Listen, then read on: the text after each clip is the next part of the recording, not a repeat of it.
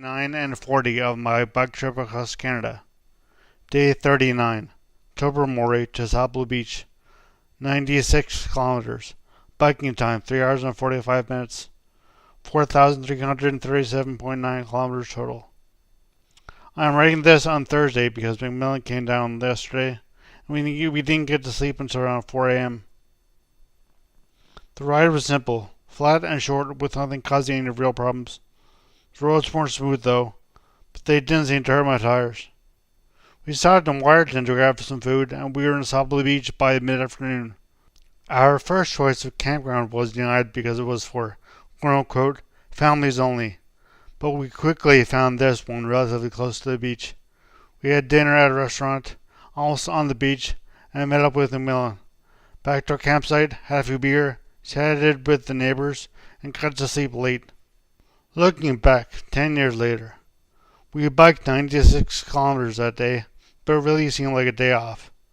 For the middle of the week, the campgrounds were surprisingly full, but not the one we landed at. It was weird seeing him out of context like that. Not in our house at Queens and not with us on the bikes. I hadn't seen him since the first week in May, and now we had all graduated and we wouldn't be hanging out with or living together in Kingston. That night was more subdued than our parties in Division Street, but it was still 3 roommates being fools. A great time. Day 40, Sable Beach, rest day. A very successful rest day.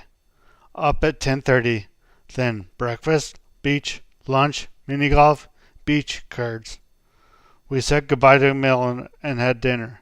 It's pretty early now, but I'll probably doze off soon. Tomorrow it's Barry, then another rest day. Looking back, 10 years later, there was nothing very memorable about this day other than hanging out with McMillan. Gogi had left us only about 2 weeks prior, but spending every second of the day with someone makes seeing a third person kind of liberating. And when it's a close friend like McMillan, it makes it that much better. Truth be told, at least I think, there was a comfortable pace that the two of us had quickly developed, and it was, however slightly, thrown off by a third person. Thank you for listening. Please check out my website at www.concussiontalk.com, where you can hear my other podcasts, Concussion Talk podcast, and Phoenix Concussion Recovery podcast, and you can read my blogs. Happy Canada Day. Thanks again. As always, music at the beginning of this podcast is by Ben Sound. www.bensound.com.